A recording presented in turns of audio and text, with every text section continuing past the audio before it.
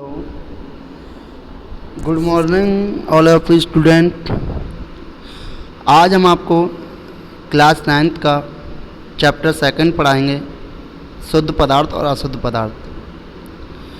पिछली वीडियो में आपने फर्स्ट चैप्टर में देखा था कि पदार्थ क्या होता है, पदार्थ कहते किसे हैं, पदार्थ की अवस्थाएं कितनी होती हैं, पदार्थ कहते कि नहीं, ये सारी चीज़ें हमने आपको बता दी। आप ये आशा है मुझे आप ये जान चुके होंगे कि पदार्थ होता क्या है। इस चैप्टर में हम आपको बताएंगे कि शुद्ध पदार्थ किसे कहते हैं, अशुद्ध पदार्थ किसे कहते हैं। देखो, यदि देखा जाए तो शुद्ध पदार्थ वो पदार्थ होते हैं जो एक ही प्रकार के अणु या कणों से मिलकर बने होते हैं, और अशुद्ध पदार्थ वे पदार्थ होते हैं जिसमें एक ही प्रकार को छोड़कर अनेक प्रकार के अणु या कण एक दूसरे से मिले हों, अशुद्ध पदार्थ कहलाते हैं। जिस प्रकार से जल हमने देखा, जल में जल के कण उपस्थित हैं तो वो शुद्ध हो गया। यदि उसमें हम मिट्टी मिला दें तो वो अशुद्ध हो जाएगा। क्यों? क्योंकि उसमें मिट्टी के कण भी मिल गए जो कि दूसरा पदार्थ है। कुछ एग्जाम्पल हम आपको बता रहे हैं कि शुद्ध पदार्थ क्या होता है, अशुद्ध पदार्थ क्या होता है। शुद्ध पदार्थ जिस प्रकार से एक साधारण व्यक्ति के लिए शुद्ध दूध का अर्थ है ऐसा दूध।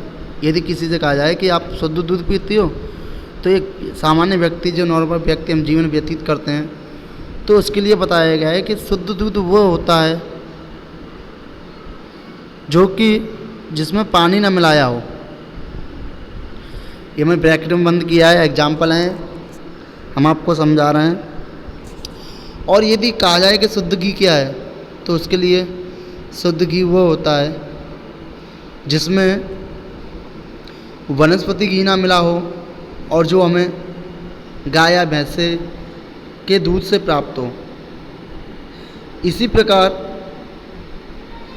अशुद्ध पदार्थ वो पदार्थ होते हैं जिसमें कोई मिलावट हो।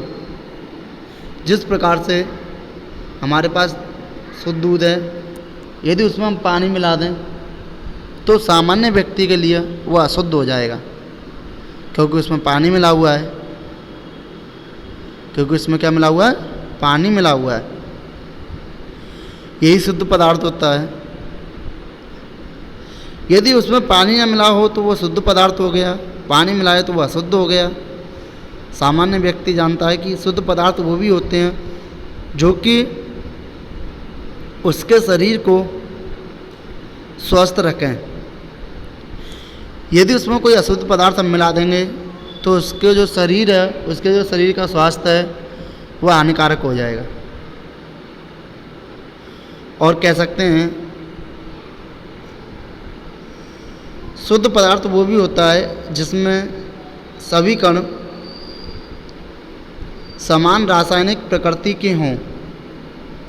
जिस प्रकार से हमने आपको बताया पानी, और जो पानी है उसमें पानी के कण उपस्थित हैं और किसी के नहीं। यदि उसमें हम मिट्टी मिला दें तो उसमें मिट्टी के कण हो गए, वह अशुद्ध हो गया। अब मिट्टी के कणों की जो रासायनिक प्रवृत्ति हो गई वो अलग हो गई, और जो जल के कण हैं उनकी रासायनिक प्रवृत्ति अलग हो गई। इसके बाद थोड़ा हम आगे चलते हैं। द्रव्य का वर्गीकरण। द्रव्य के वर्गीकरण में हमने जो हेडलाइन की है ये आपको नोट करना है, सही बच्चों को। हेडिंग बनाओगे द्रव्य का वर्गीकरण, और द्रव्य के वर्गीकरण में जो आप नोट करोगे वो यहाँ टेबल तक आपको नोट करना है पूरा। ये आपको पूरा नोट करना है, और कुछ नोट नहीं करना है।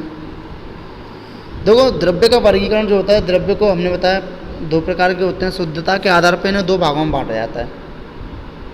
और दो भाग कौन कौन से होते हैं? एक शुद्ध पदार्थ होता है और एक अशुद्ध पदार्थ होता है।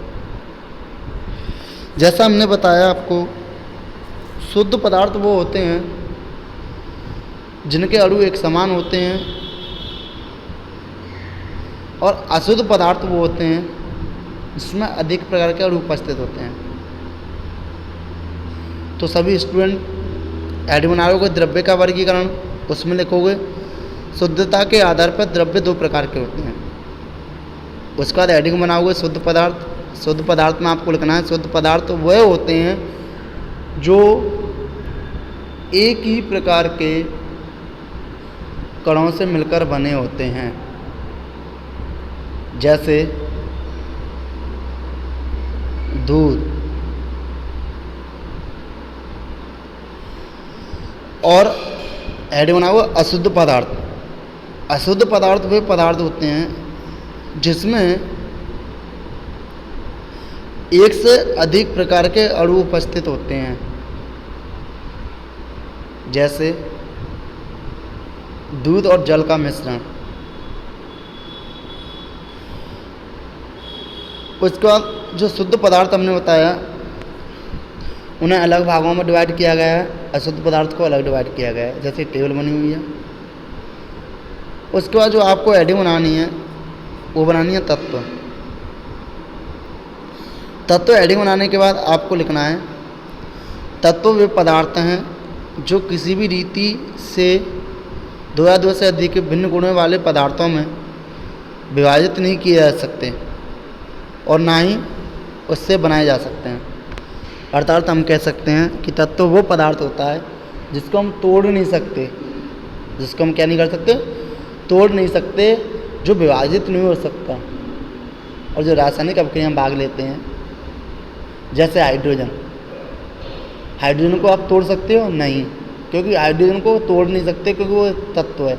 वो क्या है? तत्व। यहाँ पे मैं कुछ एग्जाम्पल दिए हैं। एग्जाम्पल में आपको वही नोट करना है जो मैंने ब्रैकेट में बंद किया है, जैसे लोहा, कॉपर, मरकरी, ब्रोमीन आदि।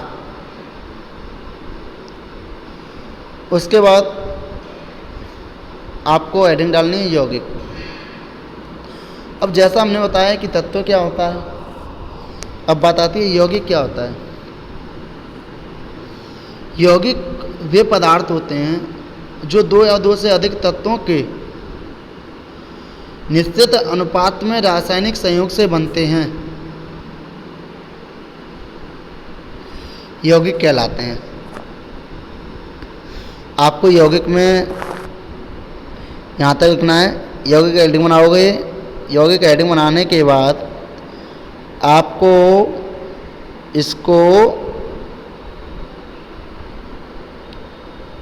बनते हैं यहाँ तक करना है, रासायनिक संयोग से बनते हैं। जैसे अभी मैंने बताया एक निश्चित अनुपात क्या होता है, जब इनको मिलाया जाता है दो तत्वों को या दो से अधिक तत्वों को, तो उनका एक रेशियो फिक्स होता है। जैसे जल, एग्जाम्पल देखो, एग्जाम्पल में आपको लिखना है जल। अब जल में आपने देखा जल में H2O होता है। जब जल में H2O होता है तो एक कुछ समय के लिए हमने H2 को अलग लिख लिया, O को अलग लिख लिया। हमने देखा H का परमाणु भार 1 होता है, लेकिन उसमें दो अणु हैं H के, तो हम क्या करेंगे 1 गुणा 2। दूसरे में हम O देखा, O का जो परमाणु भार होता है वो 16 होता है, तो O को 16 करेंगे। तो हम देखेंगे जो उसका रेशियो निकल के आएगा वो 1:8 निकल के आएगा। कितना आएगा? 1:8। जब वो 1:8 आएगा तो इससे हमें ज्ञात होता है कि इसमें फिक्स रेशियो हो गया, 1:8 हो गया।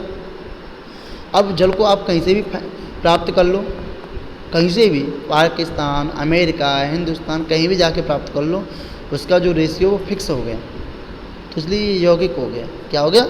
यौगिक। हम कह सकते हैं यौगिक वे पदार्थ होते हैं जिनमें दो या दो से अधिक तत्वों को मिलाया जाता है और वे एक निश्चित अनुपात में मिले होते हैं, यौगिक कहलाते हैं। उसके बाद आपको हेडिंग डालनी है मिश्रण। मिश्रण में आपको करना है, मिश्रण में देखो आपको इतना नोट करना है एग्जाम्पल समेत। अभी हम जो ब्रैकेट में बंद है उसको आपको पूरे को नोट करना है और नोट आपको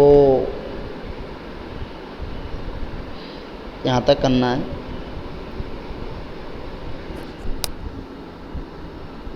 यहाँ तक आपको नोट ब्रैकेट वाले नोट करना है। तो नोट आपको करना है एग्जाम्पल समेत, हम आपको समझा देते हैं। मिश्रण क्या होता है?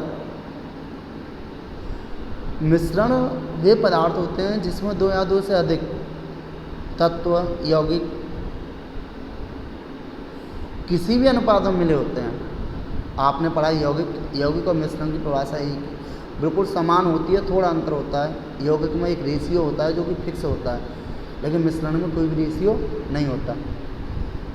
जैसे चीनी और नमक का मिश्रण, चीनी को हमने जल में मिलाया तो उसका कोई रेशियो है नहीं है, चीनी का कोई रेशियो नहीं है, जल का कोई रेशियो नहीं है, तो ये मिश्रण हो गया। हम कह सकते हैं दो या दो से अधिक पदार्थों का किसी भी अनुपात में मिलना मिश्रण कहलाता है। दो या दो से अधिक पदार्थों का किसी भी अनुपात में मिलना क्या कहलाता है? मिश्रण कहलाता है। अब देखो, जो मिश्रण होते हैं वो दो प्रकार के होते हैं, ये तो आपको पता है। एक समांगी मिश्रण होता है और एक विषमांगी मिश्रण होता है। तो समांगी मिश्रण और विषमांगी मिश्रण के बारे में ज़्यादा नहीं जानना है, ओनली आपको इतना जानना है कि मिश्रण दो प्रकार के होते हैं, एक समांगी मिश्रण और एक विषमांगी मिश्रण। उसके बाद हमने आपको एक टेबल दी है, आपको इसको नोट करना है। इसमें जो पॉइंट दे रखे हैं वो आपको नोट करने हैं, जो हमने टिक लगा दिया। इसमें क्या है, यौगिक तथा मिश्रण में अंतर है। यौगिक क्या होते हैं, मिश्रण क्या होते हैं?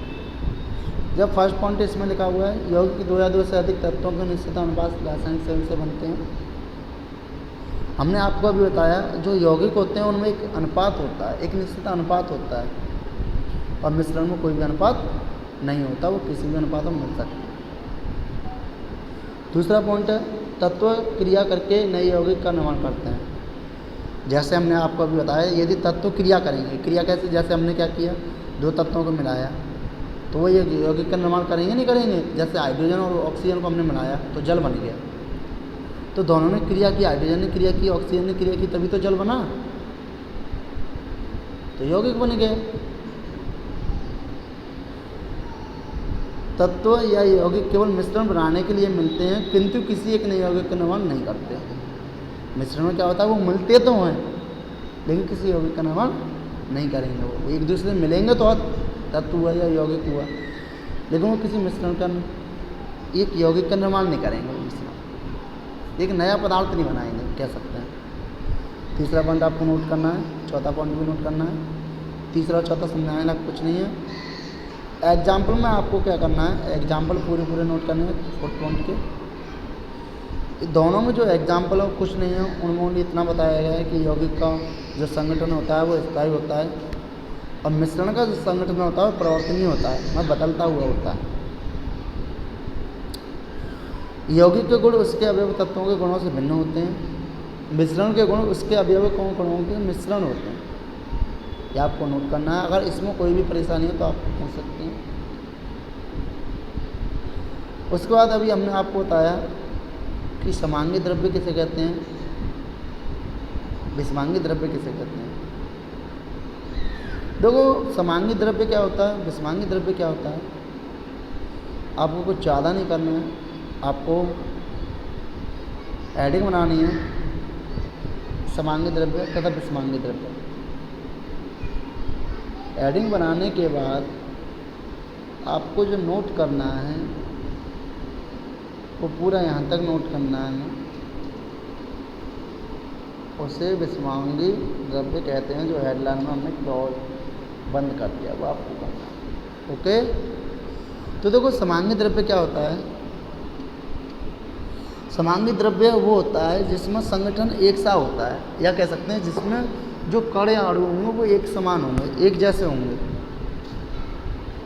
और विषमांगी में क्या होगा, विषमांगी में जो कण या अणु होंगे वो अलग अलग होंगे।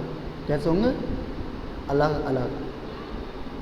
जब वो अलग अलग होंगे तो सीधी सी बात है वो विषमांगी होगा, और समांगी क्या होगा, एक जैसे होंगे। ये आपको नोट करना है। ओके, उसके बाद एग्जाम्पल, यहाँ पर कुछ एग्जाम्पल दे रखे हैं। जो मैं आपको बता रहा हूँ,